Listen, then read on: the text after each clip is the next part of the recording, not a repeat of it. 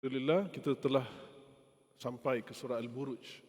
Pada pertemuan yang lalu kita telah membaca ataupun telah membincangkan pengajaran daripada bahagian pertama daripada surah Al-Buruj. Hari ini kita akan teruskan dari ayat ke 10 hingga ayat terakhir. Seperti biasa kita mulakan dengan membaca sedikit. A'udzubillahi minasyaitonir rajim. إن الذين فتنوا المؤمنين والمؤمنات ثم لم يتوبوا فلهم عذاب جهنم ولهم عذاب الحريق إن الذين آمنوا وعملوا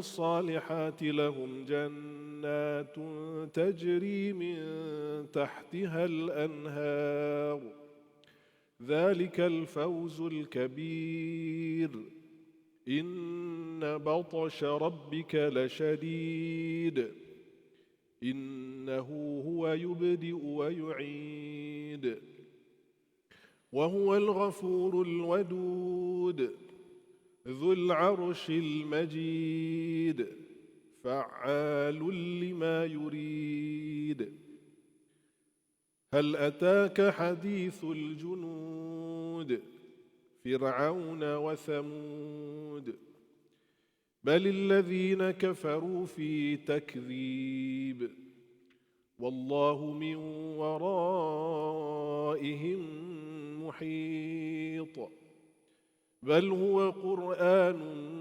مجيد في لوح محفوظ. Alhamdulillah kita telah sampai ke ayat ke-10 daripada surah Al-Buruj. Seperti mana kita tahu surah Al-Buruj ini adalah diambil sempena nama gugusan bintang-bintang ataupun planet. Dalam banyak tafsir, antaranya tafsir Ustaz Ahmad Sunhaji Muhammad, tafsir Ustaz Said Abdullah Al-Jufri mengatakan bahawa ada lebih kurang 12 planet yang disebutkan yang merujuk kepada Al-Buruj ini. Dan kalau dalam Al-Quran juga ada banyak ayat, lebih 120 berkaitan dengan langit. Itu yang perkataan As-Sama, kalau As-Samawat lebih banyak lagi. Jadi surah ini Allah mulakan, Allah bersumpah dengan ciptaannya yang luar biasa, iaitu ciptaan planet-planet dan langit itu untuk menunjukkan akan kekuasaan Allah Subhanahu wa taala. Dan nanti juga disebutkan sekali lagi apakah contohnya sifat-sifat Allah itu yang maha berkuasa. Dalam konteks ini adalah berkaitan dengan Ashabul Ukhdud, iaitu suatu kaum yang menyiksa kaumnya yang beriman kepada Allah, yang terkenal dengan Ashabul Ukhdud. Ini berlaku ketika zaman Nabi sebelum Nabi Muhammad SAW, zaman yang beriman kepada Nabi Isa, maka kaum yang sebelumnya menyiksa kaumnya kerana beriman kepada Nabi Isa alaihissalam. Dan ayat ini turun semasa orang-orang Islam ramai disiksa di Mekah oleh kaum kafir Quraisy di awal Rasulullah SAW menyampaikan dakwah baginda. Jadi ini adalah suatu peringatan kepada orang-orang kafir Quraisy Mekah pada masa itu yang menyiksa orang-orang yang beriman. Jadi Allah SWT mengatakan bahawa Allah mengingatkan bahawa Allah itu sangatlah berkuasa memberikan siksaan kepada orang yang menyakiti, apatah lagi membunuh orang-orang yang beriman tadi. Dan perkara yang sama boleh diulangi seperti Allah SWT telah memperbuat kepada kaum Fir'aun dan juga kaum Thamud terdahulu. Jadi maknanya dalam surah ini antara pengajaran utamanya adalah untuk memberikan peringatan kepada orang yang menyakiti orang-orang yang beriman tadi. Mari kita lihat ayat yang ke-10, Allah SWT mengatakan bahawa Innal ladzina fatanul mu'minina wal mu'minat. Sesungguhnya orang yang menfitnah, perkataannya fitnah, tapi menyakiti itu juga termasuk menyiksa orang-orang yang beriman, lelaki dan wanita. thumma lam yatubu, tetapi kemudian mereka tidak bertaubat kepada Allah setelah diberikan peringatan, setelah datang kebenaran, tidak mahu bertaubat kepada Allah. Maka Allah mengatakan falahum ma'adzabu jahannam, maka mereka akan dikenakan siksa yang berat, itu siksa Jahannam. Walahum ma'adzabul harik, dan mereka juga akan dibakar dalam neraka Jahannam tadi. Dan terbukti bahawa Allah memberi peluang kepada orang yang melakukan kezaliman untuk bertaubat kepada Allah Subhanahu Wa Taala. Ini bukan cerita orang terdahulu sahaja, ia adalah applicable ataupun boleh diaplikasikan sekarang dan akan datang. Dan ternyata orang-orang yang menyiksa ataupun contohnya orang kafir Quraisy yang menyiksa Bilal bin Rabah, Ammar bin Yasir dan orang-orang Islam yang awal-awal yang lemah itu, ternyata sebahagian mereka itu telah dikalahkan dalam peperangan Badar, meninggal mereka ataupun mereka telah dibunuh, kan? Ada sebahagian mereka yang bertaubat. Contohnya Abu Sufyan, kalau kita lihat sebahagian daripada orang-orang kafir Quraisy yang awal itu menyiksa orang Islam, kemudian mereka bertaubat kepada Allah Subhanahu Wa Taala. Ketika Fathu Makkah sebagai contoh, ramai antara orang-orang kafir Quraisy yang awal itu telah bertaubat kepada Allah. Jadi maksudnya azab Allah itu tidak langsung dikenakan kepada orang yang melakukan kezaliman, tapi Allah memberi peluang kepada orang yang melakukan kezaliman itu untuk bertaubat dan kembali kepada Allah Subhanahu Wa Taala dengan syarat-syarat tertentulah. Antaranya syarat taubat itu dia tidak lagi melakukan perkara kesalahan tadi. Kemudian dia menyesal akan perbuatannya tadi dan dia berazam untuk tidak melakukannya lagi. Itu kalau perbuatan itu terkait dengan melakukan kesalahan terhadap Allah SWT. Tapi kalau ada kaitan dengan manusia, harus meminta maaf kepada orang tersebut. Kemudian harus juga mengembalikan hak yang telah diambil. Jadi ini adalah antara syarat-syarat taubat yang harus dilakukan kalau ingin kembali kepada Allah Subhanahu Wa Taala setelah melakukan kesalahan-kesalahan tadi. Jadi Allah mengingatkan maknanya orang-orang yang melakukan kesalahan ataupun menzalimi orang lain tadi tidak akan dilupakan, malahan akan dikenakan akan Allah SWT. Tentunya bukan hanya di dunia, memang secara umumnya ada yang di dunia setelah diadili. Tapi tidak bermaksud jikalau ia tidak diadili di dunia maka dia terlepas, tidak. Kerana perkataan ataupun ayat kedua itu Allah mengatakan wal yaumil ma'ud, Allah bersumpah dengan hari kiamat.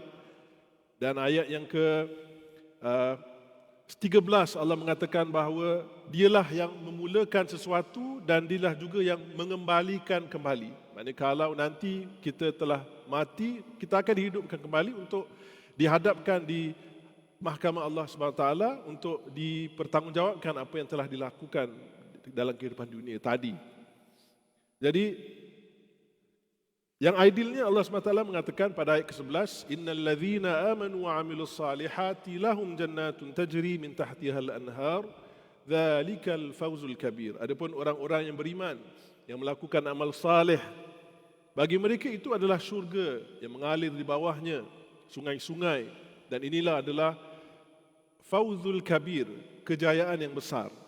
Jadi maknanya orang yang bertaubat daripada melakukan sesuatu kezaliman, maka dia harus bukan hanya beristighfar kepada Allah, tetapi harus melakukan amal-amal yang saleh untuk kita kata menebus kembali kesalahan-kesalahan tadi dengan melakukan amal saleh. Jadi Allah akan menyediakan baginya syurga-syurga yang rindang-rindang pohon-pohonnya kerana mengalir sungai di bawah pohon-pohon tadi. Dan kemudian Allah menyentuh kembali akan sifat-sifat Allah SWT. Kalau di awal tadi dimulakan, Allah memulakan dengan ciptaan-ciptaan yang besar. Langit ataupun bintang-bintang yang menjadi mercu-mercu tanda. Itu maksud Al-Buruj. Hari ini kita lihat buruj itu sebagai bangunan. Kalau sebenarnya kalau kita lihat bintang itu adalah mercu-mercu tanda kekuasaan Allah SWT yang boleh dilihat pada waktu malam hari. Jadi Allah mengatakan bahawa inna batsha rabbika lasyadid, sesungguhnya siksaan Tuhan itu sangatlah pedih. Maksudnya Allah mengingatkan dia berkuasa untuk mengenakan apa-apa tindakan daripada sekarang dan juga di akhirat nanti. Innahu huwa yubdi wa yu'id, dan dia juga yang telah memulakan sesuatu ciptaan dan dia jugalah yang mengembalikan kembali. Kemudian innahu huwa huwal ghafurul wadud, dan Allah itu Maha Pengampun lagi Maha Penyayang. Al-Wadud ini juga maksudnya seperti Ar-Rahim. Jadi Allah yang Maha Lembut Penyayang. Dzul Arsyil Majid, dialah yang mempunyai dan berkuasa, ataupun Allah lah yang mempunyai arasy yang maha mulia. Arasy ini adalah ditafsirkan sebagai yang mempunyai kekuasaan yang luar biasa. Maksudnya yang mentadbir alam ini adalah Allah Subhanahu Wa Taala.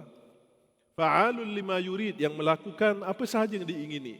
Dan kita tahu bahawa Allah itu berkuasa melakukan apa sahaja, dan terbukti apa yang telah berlaku selama ini, Allah sangat berkuasa untuk membuat sesuatu yang dikehendaki. Maka Allah bertanya, hal ataka hadithul junud, kamu tak pernah dengar ke tentang golongan kaum tentera yang cerita para tentera? Ini Allah sedang merujuk Fir'aun wa Thamud, kaum tentera Fir'aun bersama tenteranya dan kaum Thamud bersama kekuasaannya. Jadi Allah mengingatkan kembali sebagai assurance ataupun menenangkan jiwa Nabi SAW dan para sahabat ketika sedang menghadapi sesuatu cabaran, disiksa dan juga disakiti oleh orang-orang yang tidak beriman, orang-orang musyrik.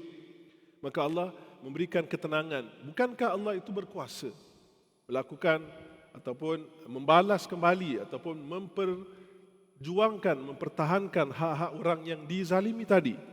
Tidakkah kamu ingat cerita Fir'aun dan Thamud dahulu yang Allah telah melenyapkan ataupun telah menurunkan azab ke atas mereka?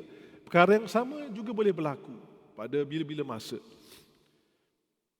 Jadi Allah memberikan ketenangan kepada Nabi SAW. Kita tahu bahawa Al-Quran ini sebagai suatu penenang jiwa Nabi SAW dan orang-orang yang beriman. Maka Allah memperingatkan seterusnya, balil ladzina kafaru fi takdzib.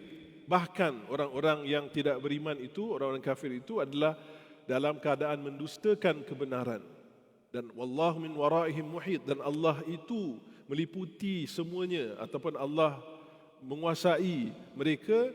Kalau terjemahan literalnya, Allah menguasai belakang mereka. Allah in control of them. Maknanya mereka harus sedar bahawa Allah itu senantiasa memerhatikan, berkuasa melakukan apa sahaja. Jadi cepat-cepatlah bertaubat, cepat-cepatlah berhenti daripada menzalimi tadi. Dan bukan itu sahaja, bukan hanya mereka dalam pendustaan, mendustakan kebenaran, bahkan mereka sedang mendustakan bal huwa Qur'anun Majidun. Dia sedang mendustakan Al-Quran yang mulia yang diturunkan kepada Nabi Muhammad sallallahu alaihi wasallam. Fi lauhim mahfuz, dan Al-Quran ini adalah tersimpan ataupun tertulis di Lauhul Mahfuz. Seperti mana kita tahu Lauhul Mahfuz ini adalah papan tulis ataupun kita kata tablet lah bahasa Inggerisnya. Tempat yang di sana tertulis akan takdir, apa yang akan berlaku, apa yang telah berlaku, apakah janji-janji Allah. Al-Quran juga tertulis di Lauhul Mahfuz. Maka Allah mengatakan bahawa Allah itu sangat berkuasa, dan apa sahaja yang telah berlaku dan akan berlaku itu di dalam kekuasaan Allah Subhanahu Wa Taala. Jadi itu adalah sedikit sebanyak tentang surah Al-Buruj ini. Jadi kita ulas ataupun kita simpulkan sedikit bahawa surah ini mengandungi peringatan kepada orang yang melakukan kezaliman terhadap orang yang beriman hanya kerana mereka itu mengatakan Allah itu Tuhan kami. Maknanya mereka di atas mempertahankan kebenaran, maka dizalimi. Maka Allah memperingatkan haruslah berhenti daripada menyakiti orang yang beriman, orang yang di atas kebenaran. Perkara ini relevan bukan hanya dahulu, kini juga relevan dan akan datang. Dan Allah memperingatkan bahawa Allah itu sangat berkuasa melalui sama ada melalui sifat-sifat Allah tadi atau melalui ciptaan-ciptaannya tadi. Jadi saya ingat sampai di sini dahulu perbincangan kita, pengakhiran daripada soal Buruj ini. InsyaAllah kita akan bertemu pada pertemuan akan datang. Mudah-mudahan apa yang kita bincangkan ini ada manfaatnya. Wabillahi taufiq wal hidayah. Wassalamualaikum warahmatullahi wabarakatuh.